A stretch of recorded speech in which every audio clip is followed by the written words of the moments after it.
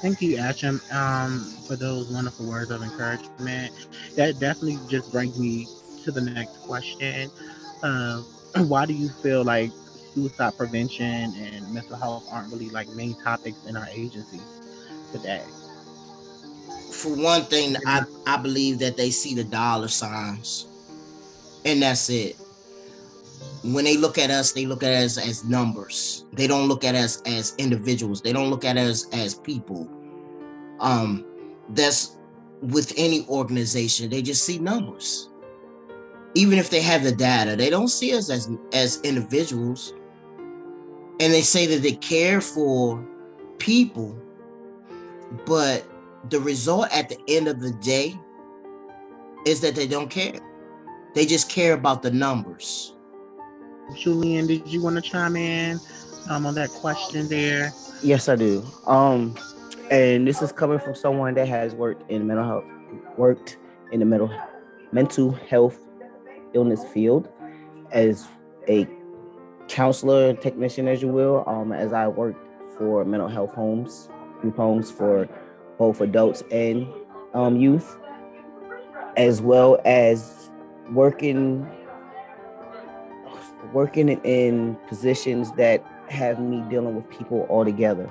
So one reason, in my opinion, why it's like that is because although yes, they see a dollar sign, so is that, but also because as a culture, we are built to not talk about it, and it is so much easier to be deflected. It is so much easier to just turn the blind eye and to turn away and get that initial come in, let's speak, when they know we're gonna, for the most part, run out the door. Um, because just like, for example, giving an analogy, and we all know that it costs so much for new hires, right? A company will spend on average several $1,000s for that new hire because you have to get them, you have to train them, you have to facilitate trainers, you have to get them uniforms and all these things, right? And when it comes down to giving them hours and stuff like that, it's always much cheaper for the company to make sure that nobody gets 40, because it's easier to pay you part-time, and it's cheaper for them to have more part-time workers than a handful of full-time workers, right? So when you look at the mental health field, and in the same way when it comes to us as a culture, it is much easier for them to take us, get us in the door, bam, bill us, do what they got to do, and then send it back out. Because for them, at the end of the day, it's a business, and that's it. They look at us as a business. They don't look at us as individuals. They don't look at us as people. And in return, we innately aren't looking at ourselves that way. We innately don't look at how, if we look at our mental, if we focus on it and understand that that's what it takes to elevate us, that's what it takes to give us our power, that's what it takes for us to be on a level that makes us rise up and rise above everything else, then no, they're going to stand there and they're going to keep their foot on our necks. Because as long as those feet are on our necks and we are holding ourselves down, we will stay down. And that is the key. That is the key that's the key for them, because if we're invisible to ourselves, how are we going to be visible to anybody else? All right, let's. I want to move on to Zion. If you want to chime in again, the question was, just why do we feel like this topic is ignored, or not really ignored, but not really brought to light in a lot of agencies and resources. Well, I feel like it's not brought to a lot of people. For one, us as Black people, we don't really know how to talk about it.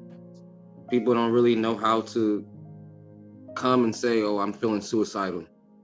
A lot of people don't know how to even come to, there are a lot of people worried about being judged. Like, oh, because a lot of people talk down on people who do feel that way, behind people's back or whatever. So if you are feeling that way, how do you come to somebody and say you're feeling that way? Some people say, oh, well, if you're feeling that way, if that's what you really gonna do, you're gonna do it. But if you're really feeling that way, who want to hear that?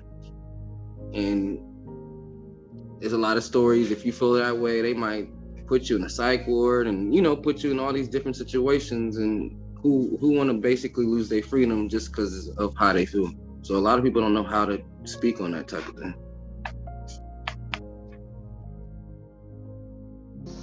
I totally agree.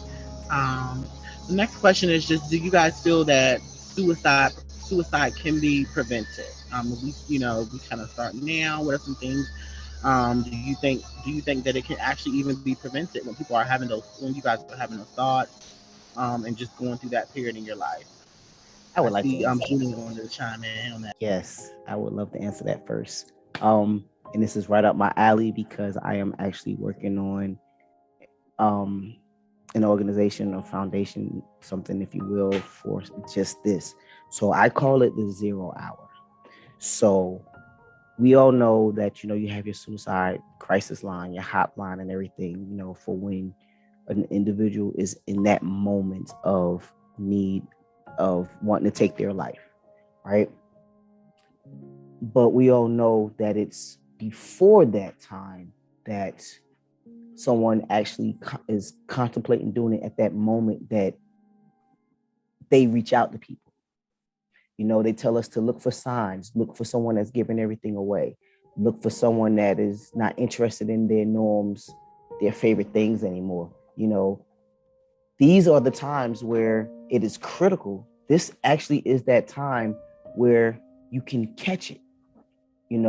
When you see that they're withdrawing, they're pulling away. And this is when your circle, your village is supposed to see. We're supposed to surround and encase ourselves with people that are, our village, people that are our rope team, if you will. And this is something that I've actually learned as far as rope team and things like that. So like when you climb a mountain, someone goes trekking up a mountain, you have your rope team, you have your few individuals that literally tied to one another, literally, to climb up that mountain, right? And if one person slips or fall, that whole rope team will fall off that mountain, right? So you must put all your trust in the person that you're tied to, into the person that is connected with you, and if one is slipping, everybody else, they got to pull their weight literally and hold on to that individual. It is no different when it comes to this. Whoever is in your circle, in your village, that is their task, that is their responsibility, and if the people in your village aren't going to do this, if they're not willing to do this, if they're incapable of doing this, they don't need to be in your village. You need to surround yourself with a new village. You need to create yourself a new village. Now, we all know your blood village, you can't create. You have absolutely no control over that. But we all have an element of control over the village that we create for ourselves, because we all know as you get older, you are able to make your family. Whether it's a family you marry into or a family you date into, whether it's a family that you surround yourself, if what house you live in, all of these become your village. You have to surround yourself with these people. And when you allow them to learn you, when they learn you, when you learn them, that's when you can see that they're having those problems. So even if they're not talking to you, so yes, there's a era of them needing to talk, but we all know there are people that can't talk. I was an individual, and I still work with it, where things that bother me stayed bottled up. I didn't know how to talk about it. I'm still learning it. So, we can't necessarily be like, well, he didn't say nothing, so that's on him. No. Because as part of my village, it is your responsibility to watch. Just like it's my responsibility to watch you and to annotate and to know, wait, something's off. You're not quite yourself today. I don't know what it is, but you're quite off. Is there something you need to talk about? Is there something you want to talk about? Maybe it's not in the effort of actually talking. Maybe it is, hey, let's go fishing. Let's go bowling. Let's go out to eat dinner. Let me spend some time with you so that you know that I'm caring about you. We're so afraid to let our brothers know and our sisters know that we care about you, especially as Black people, and especially as Black men. Oh, I can't hug you. I can't tell you that I love you. know our black sisters, are taught sometimes and afraid to show one another love because now they begin to feel that at times one is trying to one up the other, you know. But it's no, we have that love for each other. And when you have that natural love for each other, you can tell what your person is going through. So when you do that, when you're paying attention, intently paying attention, you can see that there's something wrong. And when you can see there's something wrong, that can be addressed. Because even if that individual don't know how to speak on it, they will be able to be like, you know what? I was in a moment, I was in a place where something was bothering me, and you showed me love. And because you showed me love, I can tell you this, or I can release this, or they may not say nothing at all, but they'll change because they're like, damn, that person really did care about me. I have someone here that cares about me. And even if it's a half a step away from where they were at, that one half step will lead to another half step, which will lead to another step, which leads away from the feeling and the need to commit suicide. Action that I just wanted to say in regards to that.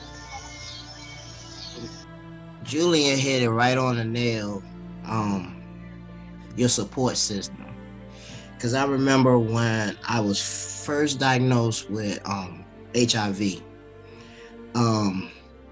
it was my brothers who really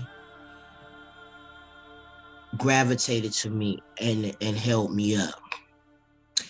I remember a time that I did not want to be here. I did not want to even exist. I didn't even want to deal with the reality of me being HIV positive.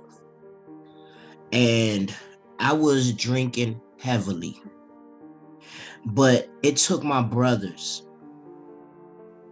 to recognize that my actions on how I was as an individual was not the same. And I remember it like it was yesterday. My brothers told me, he said, if you are calling me your brother, you should be able to talk to us about anything and everything. They didn't know what I was going through.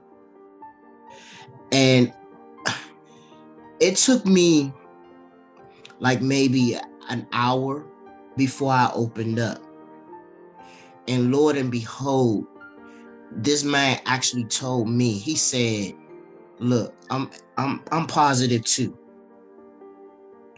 And then he was like, have you ever thought about going to support groups? And I told him, I said, I'm not going back to the support groups because I don't think that it was going to help me at all. And this man stood beside me and put his hand on my shoulder and was like, Atcham, what if I went with you? And I told him, I said, well, you have to be HIV positive in order to go to this group. And that's when he was like, I'm positive too. And from that step on, and in that phase of my life, that man was right there with me every step of the way. We went through support groups together. We went to retreats together. We even did an HIV campaign together because I felt that this man right here, he was the realest one I had ever met besides one of my frat brothers who was a brother to me before I was a brother. He was like, he was there, and that's what we all need. We all need that village. We all need that support, regardless of if you're dealing with HIV, whether you're dealing with cancer, whether you're dealing with everything in life throws at you. You need that support system. And I just thank God that they were there, because I would not be Atcham Jeremiah Howard today if it wasn't for that. And it was also my faith. Faith is another part of it. Whatever you believe in, I believe that you should just hold on to it. and just hold on and just keep on, just keep on pushing. So thank you, Julian, for bringing up that we all need a support system.